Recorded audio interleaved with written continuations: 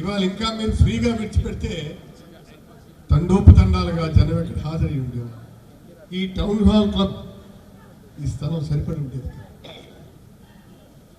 మరి ఇలాంటి దాన్ని అడ్డుకోవాలని ఆలోచిస్తే ప్రజలే ఉవ్వెత్తున ఉప్పొంగి ఎలా వచ్చారో మీరు చూశారు కదా.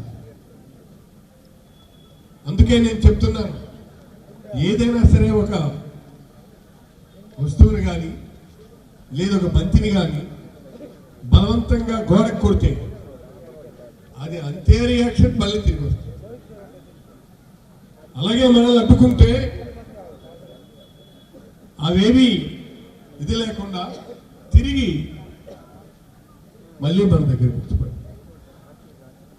అందుకు నేను ఈ సందర్భంగా మనం చేస్తున్నటువంటిది ఒకటి, ఇప్పుడు ఈ కార్యక్రమం దేనికోసం పెట్టామో దానికే కన్ఫైడ్ అవుతాం. విద్య, వైద్యం, తర్వాత వ్యవసాయం, ఈ మూడిట్ల మీదే మనం మాట్లాడదాం. వైద్యానికి వస్తే మనకి తెలుసు, మొత్తం ఆయన 17 మెడికల్ కాలేజీలు కట్టారు. 17 మెడికల్ కాలేజీలు కడితే దాన్ని కట్టినప్పుడు ఎట్లా ఇవాళ వచ్చిన తర్వాత అబ్బా నువ్వు ఇస్తావా, నెలగవుద్ది, నేను ప్రైవేట్ వాడికి చేస్తాను. ప్రైవేట్ వాడికి చేస్తానంటే ఏం చేస్తారు? గవర్నమెంట్ మీది. అందుకే ప్రజా నిర్ణయానికి మనం ఆయన ఒక పిలిపించారు జగన్మోహన్ రెడ్డి గారు. ఆ పిలుపుని అనుసరించి మీరు ఎంతమంది వచ్చారు. అంతేకాదు, ఈ 1 కోటి సంతకాల ఉద్యమాన్ని ఒక మహోద్యమంగా తీసుకుని వెళ్ళారు, నడిపించారు, కదిలించారు. కనుకనే ఈరోజు ఇంత గొప్పగా ఈ 1 కోటి సంతకాలు పూర్తయి మనకి అప్పచెప్పడం జరుగుతుంది. అందుకే నేను అంటున్నాను, నేను ఇప్పుడు మీకు చాలా స్పష్టంగా చెప్తున్నాను, నేను ఈ చరిత్రలో సువర్ణాక్షరాలతో మిగిలిపోయినటువంటి ఒక అధ్యాయం ఇది. మునుపెన్నడూ ఇలాంటి పరిస్థితి రాలేదు, కానీ ఈసారి వచ్చింది. కనుక దాన్ని చూపించాలి చిత్తశుద్ధితో అని చెప్పి ప్రతి ఒక్కరు కూడా వెన్ను చూపకుండా మనందరూ గ్రామాలకు వెళ్ళి సంతకాలు సేకరించాలి. అంటే దీన్ని బట్టి దీంట్లో ఎంత ఇంట్రెస్ట్ ఉందో మనకు తెలియజేశాం. అందుకే నేను ఒకటే అంటున్నాను, ఇవాళ కొన్ని 2,66,000 2.66 వేల కోట్లు ఈనాడు మీరు అప్పుకి పెట్టారు. అప్పు పెడితే ఏమైంది? అందులో ఒక 5,000 కోట్లు వెచ్చిస్తే ఇవన్నీ కంప్లీట్ అయిపోయింది. ఆ క్రెడిట్ మీకే వచ్చుండేది, కానీ మీరు అది చేయలేదు సరికదా, మీ ఇష్టం వచ్చినట్టుగా బిహేవ్ చేశారు. అందుకే ఈవేళ మన వాళ్ళంతా కూడా పెద్ద ఎత్తున మనం ఉద్యమించాల్సినటువంటి అవసరం. ఈ పరిస్థితులు గమనించే మనం ఈనాడు ఈ 1 కోటి సంతకాలు మనం పంపిస్తున్నాం. అలాగే మరి మీరందరూ తెలుసు, ఇక వ్యవసాయానికి వస్తే రైతు ఏం తింటున్నాడు, ఎలా ఉంటున్నాడో మనకు తెలుసా? నిజంగా వాడి కంట కన్నీరు పడుతుంది. అలాంటి రైతుని ఇష్టం వచ్చినట్టుగా ఇబ్బంది పెడుతున్నారు. ఇబ్బందులు పెట్టి మీ ఇష్టం వచ్చినట్టుగా మీరు చేస్తున్నారు. అందుకే ఈనాడు చాలా స్పష్టంగా మన వాళ్ళందరూ కూడా చాలా నిర్ణయించుకున్నారు. ఇవాళ వాడు పండించినటువంటి ప్రతి పంటకు ఎక్కడైనా సరే ధర ఉందా చెప్పండి? ధాన్యం ఇవాళ ఇస్తున్నారు, ఏమిటా ధర? దానికి మనం చాలా స్పష్టంగా మనం నిర్ణయించి మనం అడుగులు వేసుకొని వెళ్ళాలి. అందుకు ఇలాంటి పరిస్థితులన్నీ మనకి ప్రస్ఫుటిస్తున్నాయి. కాబట్టి మనం ఈనాడు ఈ కార్యక్రమాన్ని ఇంత విజయవంతం చేయడానికి ప్రధానమైనటువంటి కారణమని మీ అందరికీ తెలియజేస్తున్నాను. అందుకే మీకు పత్తి, పొగాకు, టమాటో, అరటిపళ్ళు, పపాయ, ఈ పంటలన్నీ కూడా దేనికి పంటలకి ఈనాడు మనకి సరైనటువంటి ధర లేదు. అలాంటి పరిస్థితుల్లో కూడా మన వాళ్ళు ఇంకా పండించుకుంటూ ఉంటున్నారు. దీన్ని బట్టి మనం అర్థం చేసుకోవాల్సినటువంటిది మనం చాలా స్పష్టంగా మనం ఒక అవగాహనతో ఆలోచనతో అడుగు ముందుకు వేసి జగన్మోహన్ రెడ్డి గారు ఏ పిలుపైతే ఇచ్చారో ఆ పిలుపుని అనుసరించి మనందరం కూడా ముందుకు వెళ్దామని చెప్పి మీ అందరికీ తెలియజేస్తూ నాకు ఈరోజు ఈ అవకాశం ఇచ్చినటువంటి మీ అందరికీ హృదయపూర్వకమైనటువంటి ధన్యవాదాలు తెలియజేసుకుంటాను. సంతకాల సేకరణలో భాగస్వాములైన మీ అందరికీ ధన్యవాదాలు తెలియజేసుకుంటూ మరి ఈ కోటి సంతకాలని మన ప్రీతమ నాయకులు జగన్మోహన్ రెడ్డి గారికి విజయవాడకు పంపించవలసింది కనుక మరి వ్యాన్లో మీరు ఇచ్చిన సంతకాలు ఇచ్చినటువంటి ప్రతులన్నీ కూడా అందులో లోడ్ చేస్తున్నాం. ఈ వ్యాన్ ఇక్కడ రోడ్ పాత బస్ స్టాండ్ నుంచి బయలుదేరి 7 రోజు జంక్షన్ మీదుగా నవభారత్ జంక్షన్కి వెళ్తుంది. కనీసం 7 రోజు జంక్షన్ వరకు వీరులైనటువంటి వైఎస్ఆర్ పార్టీ శ్రేణులన్నీ మాతో పాటు కలిసి నడవాలని మీ అందరూ మరి ర్యాలీగా వెళ్ళి 7 రోజుల జంక్షన్ వరకు ఇచ్చి అక్కడ వారు సాగనంపాలని మీ అందరికీ వినయపూర్వకంగా అభ్యర్థిస్తున్నాను. అంటే గౌరవనీయులు సోదరులు ప్రసాదరావు గారు మాట్లాడతారు. అంచేత అందరం నాయకులమే ఇక్కడికి వచ్చినాము. ఒక చిన్న పెద్ద అనే తేడా ఏం లేదు.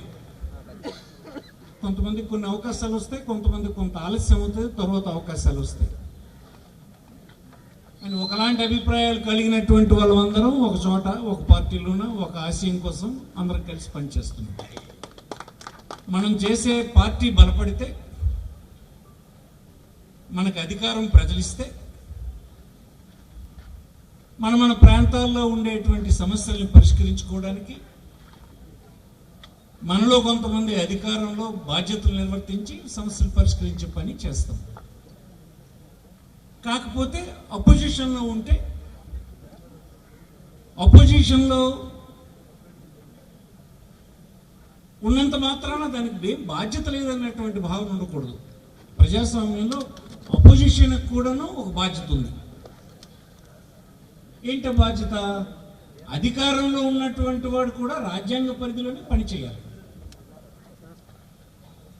ఈ దేశంలో ఉండేటువంటి అందరికీ, అన్ని రాష్ట్ర ప్రభుత్వాలు, కేంద్ర ప్రభుత్వానికి, పౌరులకి అందరికీ కలిపి రాజ్యాంగమే దిక్కు పెద్ద మనకి నడవాల్సినటువంటి గ్రంథం. ఆ రాజ్యాంగాన్ని విస్మరించి కానీ ఏ ప్రభుత్వం అయినా పనిచేస్తే మొట్టమొదటి నిలదీయాల్సింది ప్రజలు మనకు అప్పచెప్పిన బాధ్యత. అపోజిషన్ చేయాలి ఆ పని. మన తాలూగా ప్రజాస్వామ్య వ్యవస్థలో మనం రాసుకున్నాము. అదే మన బాధ్యత. సాధారణమైన చోటు కదా ఇవన్నీ. వాడికి ఇవన్నీ తెలియదు కదా. రాజ్యాంగంలో ఏముందో తెలీదు. ఈ ప్రభుత్వం రాజ్యాంగబద్ధంగా నడుస్తుందో లేదో కూడా తెలియదు. మరి దాన్ని నిలదీసి నువ్వు అలా చేయొద్దని ప్రభుత్వానికి చెప్పే పని ఆడెందుకు చేస్తాడు? సామాన్య పౌరుడు చేయదు. మనమే ప్రధానమైన ప్రతిపక్షంగా మనం చేయాల్సినటువంటి అవసరం ఉంది. ఆ పని ఈనాడు సమాజానికి వస్తున్నటువంటి పెద్ద ఆపదకు ప్రజల తరఫున ప్రజల తాలూకు అభిప్రాయాన్ని సేకరించి ప్రభుత్వానికి ఇవ్వడానికి మీరు చేసినటువంటి పని ఈ జిల్లాలో గొప్పదని మీ అందరికీ హృదయపూర్వకంగా అభినందనలు తెలియజేస్తారు. నాయకులు అయినప్పుడు ఇలాంటి పనులు నిర్వర్తించినటువంటి మన రాజకీయ పార్టీ వర్ధిల్లాలి అని ఒక నోరిప్పి మనం ఒక మాట ఒక చేరినప్పుడు అనుకోకపోతే, ఇంతమంది మనం పార్టీ వర్ధిల్లాలి అనేటువంటి అభిప్రాయం మనందరిలో ఉందని ప్రతి ఒక్కరికి తెలియాలంటే నేను ఒకసారి మన పార్టీ పేరు చెప్తాను.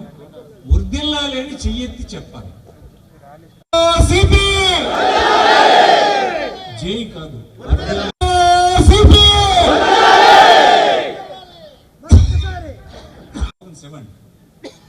అందరం ఐక్యంగా ఉన్నాం. వర్ధిల్లాలని పిలిచినారని రాస్తారు.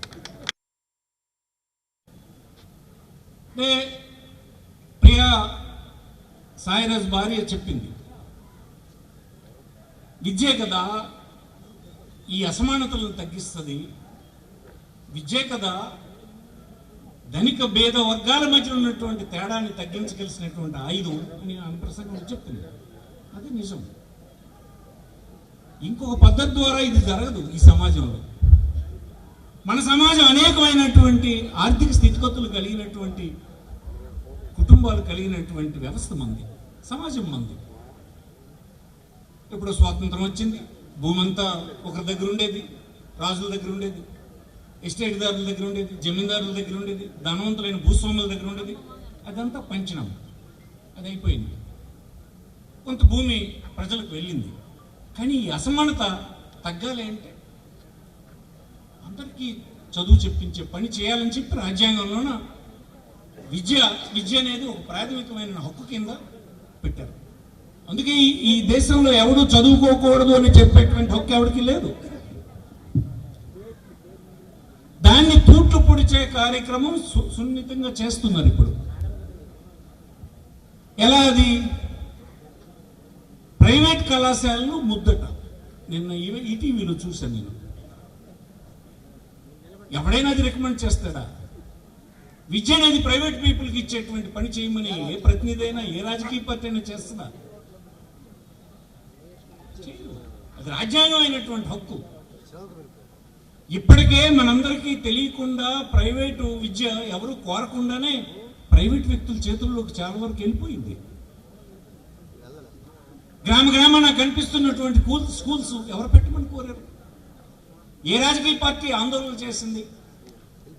ఎక్కడికక్కడే కనిపిస్తున్న ఇంజనీరింగ్ కళాశాలలు, బీఈడి కళాశాలలు, డిగ్రీ కళాశాలలు, జూనియర్ కళాశాలలు ప్రైవేట్ వాళ్ళ చేతుల్లోకి వెళ్ళిపోయింది. అది ఎవరు ప్రజలు కోరకుండానే ప్రభుత్వాలు వైఫల్యం వల్ల వెళ్ళిపోయింది. చివరికి ప్రభుత్వ తరఫున నడుపుదామని మనం తెచ్చినటువంటి వైద్య కళాశాలలు కూడా ఇప్పుడే డాక్టర్ గారు చెప్పినట్టు, అంతకుముందు రవి గారు చెప్పినట్టు, మిత్రులు రవి గారు చెప్పినట్టు, మనం తెచ్చిన కళాశాలలు కూడా ప్రైవేటైజ్ చేద్దామని అంటున్నారు. ఆ ప్రైవేటైజేషన్ ఎలా అట చూడండి. పోనీ దానికి ఇచ్చినటువంటి 50 ఎకరాల భూమి మనది అంటే ప్రజలది. ఈ కళాశాలన్నీ రకరకాల స్థాయిల్లో కన్స్ట్రక్షన్ ప్రారంభమైంది. కొన్ని పూర్తయినాయి, కొన్ని మధ్యలో ఉన్నాయి. కొంత డబ్బు ఖర్చు అయింది. అది ప్రజలది అంటే మనది. రేపు కళాశాల నడపడానికి ప్రొఫెసర్స్ని, టీచింగ్ స్టాఫ్ని, నాన్ టెక్నికల్ స్టాఫ్ని, టెక్నికల్ స్టాఫ్ని ఇవన్నీ కలిపట ప్రభుత్వం ఆ జీతాలు భరిస్తుందట. కలెక్షన్ ఏమో చంద్రబాబు పెట్టిన మనుషులు చేసుకుంటారు.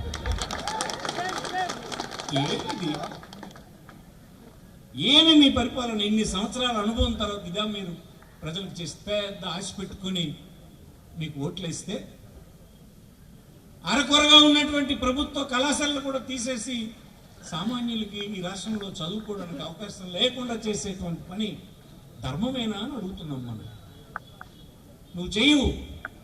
నీకంటే ముందున్నటువంటి ప్రభుత్వం అలాంటి కళాశాలలు తెస్తే అవి కూడా ఇచ్చేస్తానంటారు.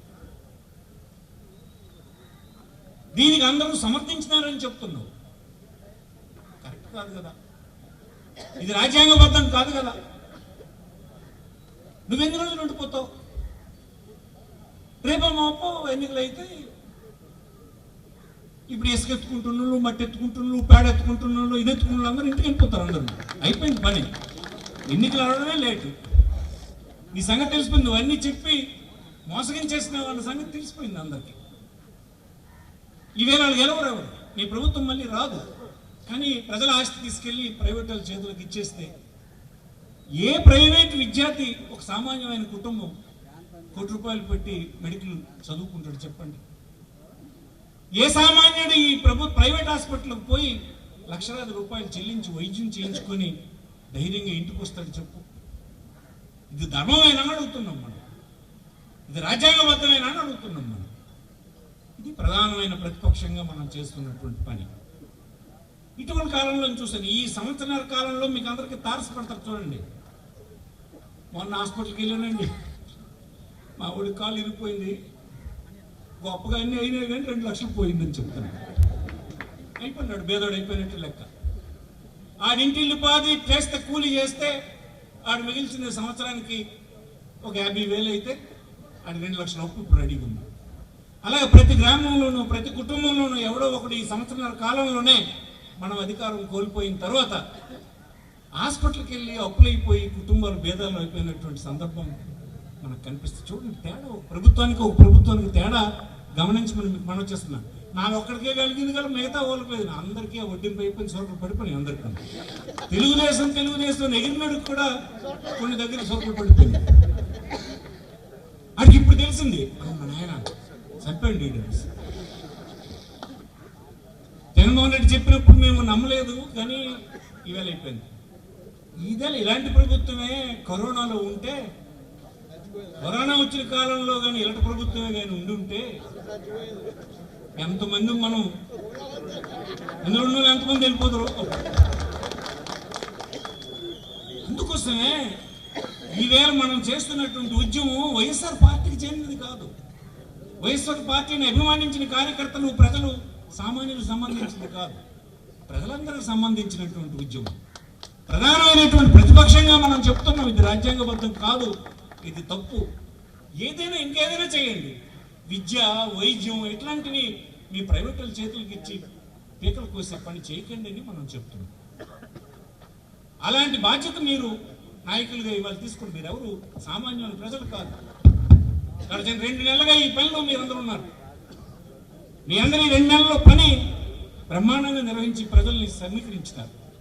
ఈ జిల్లాలో కూడా 3 లక్షల మందో 4 లక్షల మందో వ్యతిరేకత వ్యక్తం చేస్తూ సంతకాలు పెట్టినారు. అంచేత మనం ప్రధానమైన ప్రతిపక్ష బాధ్యతను నిర్వర్తిస్తున్నాం.